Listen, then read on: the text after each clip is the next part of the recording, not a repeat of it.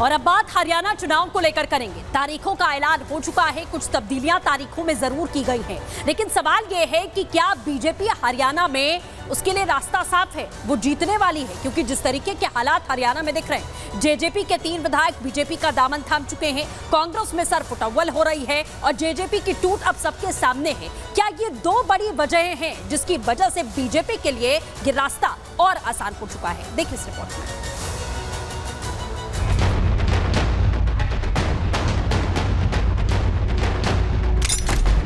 क्या हरियाणा में फिर कमल खिलने वाला है? क्या सैनी के नेतृत्व में बीजेपी की बल्ले बल्ले होने वाली है? क्योंकि लोकसभा चुनाव में मामला 50-50 होने के बाद अब बीजेपी का पलड़ा भारी हो गया है।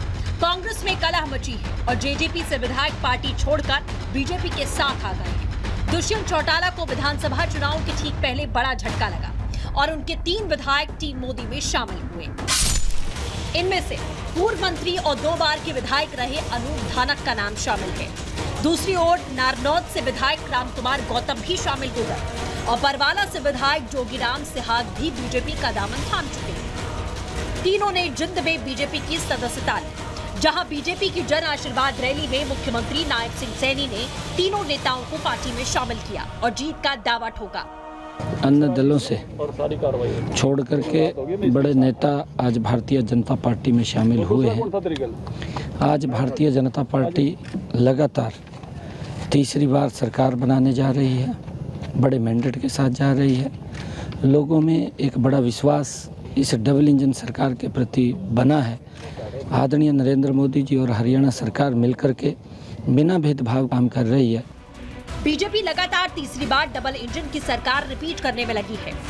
इसके बीच में आयोग ने चुनाव की तारीख बदल दी, जिसके मुताबिक अब राज्य में 5 अक्टूबर को आखिरी दौर का मतदान होगा और रिजल्ट 8 को आएंगे, जिस पर सियासत की शुरुआत हो चुकी है।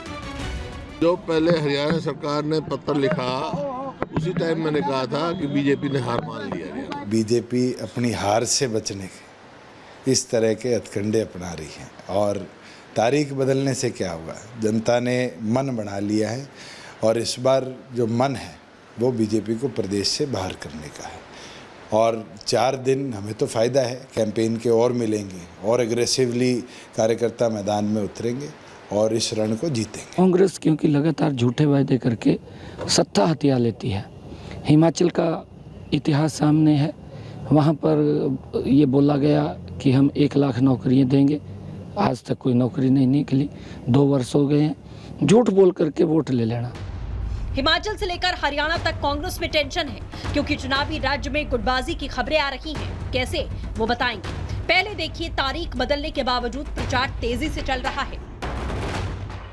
भाजपा को सिर्फ सत्ता में बने रहना है, उनको आप लोगों के लिए किसी काम से कोई मतलब नहीं है। भाजपा को सिर्फ पार्टियों को तोड़ना आता है, विपक्ष के नेताओं को जेल में डालना आता है, बस यही काम भाजपा करती है। कि election commission Bharatiya Janata party और भारत सरकार के दबाव में काम करता है। बीजेपी ने कहा तारीखें हटा दो, उन्होंने तारीखें हटा दी, लेकिन हरियाणा के अंदर बीजेपी के लोगों की जमानतें जब्त होंगी। और मैं इलेक्शन कमीशन से भी कहना चाहता हूँ कि आपको अपनी क्रेडिबिलिटी बनानी चाहिए। कांग्रेस पार्टी के लोग भी अपनी सोच को बदलें और 4 दिन का जो समय बढ़ा है, कांग्रेस पार्टी को भी जनता के बीच में रह के अपनी बात रखने का मौका उनको भी मिलेगा, सभी दलों को मिलेगा। मौका तो हाल ही में सांसद बनी कुमारी शैलजा भी चाहती हैं, जिन्होंने सीएम कुर्सी पर दावा ठोक दिया, तो प्रदेश प्रभारी ने आईना दिखाकर कांग्रेस की कला उजागर कर दी। असेंबली का चुनाव जो है लड़ना है तो हाईकमांड से इजाजत लेनी पड़ेगी, बाकी अन्य किसी को लड़ने दिया नहीं जाएगा। तो anybody can throw their head in the ring कि मैं मुख्यमंत्री बनना चाहता हूं, तो मुख्यमंत्री सीएलपी की नेता के चुनाव होती है, उसमें वो अपना जाके अपना पर्चा प्रस्तुत कर सकते हैं। कांग्रेस में टकराव दिख रहा है, जेजेपी टूट रही है। क्या इसका संकेत साफ है कि मजबूती से बीजेपी की सरकार रिपीट होगी? Bureau report, Republic Bharat. और अब बात पाकिस्तान की करेंगे, जो कंगाल हो चुका है और अब उसके सबूत भी सामने आ रहे हैं। पायलट सफाई कर रहे हैं, कॉकपिट की और विंडस्क्रीन की सफाई करते हुए नजर आ रहे हैं। इंटरनेशनल एयरलाइंस के ये हालात हैं क्योंकि स्टाफ को देने के लिए पाकिस्तान की एयरलाइंस के पास में पैसा नहीं है। इस तरीके के हालात इन तस्वीरों के जरिए हम आपको दिखा रहे हैं और ये अब पायलट की ड्यूटी का हिस्सा है कि उनको विंडस्क्रीन साफ करनी है और उनको कॉकपिट भी साफ करनी है। इस तरीके के हालात पाकिस्तान में बनते हुए दिखाई दे रहे हैं और बात हम पाकिस्तान की ही करेंगे कि किस तरीके के हालात हैं। आपको बता देते हैं कि पाकिस्तान में किस तरीके से एक मॉल खोला जाता है, एक नया मॉल खोला गया ये सोचकर कि पाकिस्तानियों को कुछ नया दिया जाएगा, कुछ अच्छी चीजें दी जाएंगी, लेकिन पाकिस्तानी वहां पर भी घुसे तो जो उनकी आदत है लूटना, वो लूटते ही नजर आए। देखिए इस रिपोर्ट में।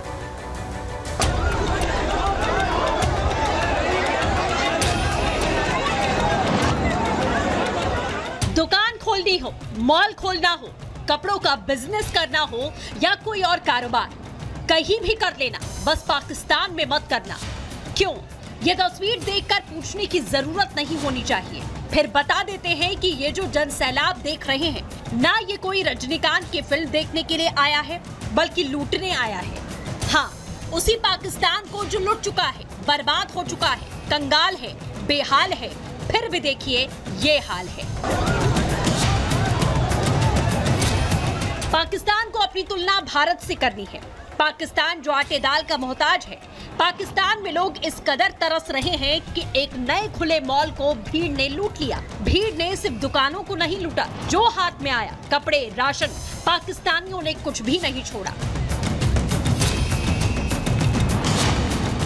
पाकिस्तान व्यापार के लिहाज से दुनिया के सबसे खराब देशों में से एक है। ये एक ऐसा देश है जहां कोई भी निवेश सुरक्षित नहीं है, जिसका जीता जागता प्रमाण दुनिया ने देखा। कैसे, वो भी जान लीजिए। दरअसल पाकिस्तान के कराची में ड्रीम बाजार नाम का ये एक नया मॉल खुला है, जिसकी तस्वीर आप देख रहे हैं। विदेश में रहने वाले पाकिस्तान के बिजनेसमैन ने करोड़ों रुपए इसमें खर्च कर दिए और इस शॉपिंग मॉल की ओपनिंग सेरेमनी रखी गई।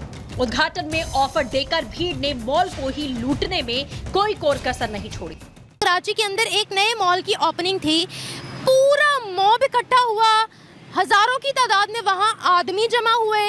उन सब ने उस ओपनिंग को ठीक से होने भी नहीं दिया, प्रॉपर्टी डैमेज की, माल लूटा, वहां पर लड़कियों को छेड़ा, लड़कियों को क्या, वहां पर लड़कों को भी नहीं बख्शा, लड़कों को भी छेड़ा, तमाम की तमाम प्रॉपर्टी को डैमेज किया। और जितनी वहां पर चीजें, आइटम्स मौजूद थी, जितनी वहां पर दुकानें मौजूद थी, उन सब में से बहुत सी चीजें चुरा ली।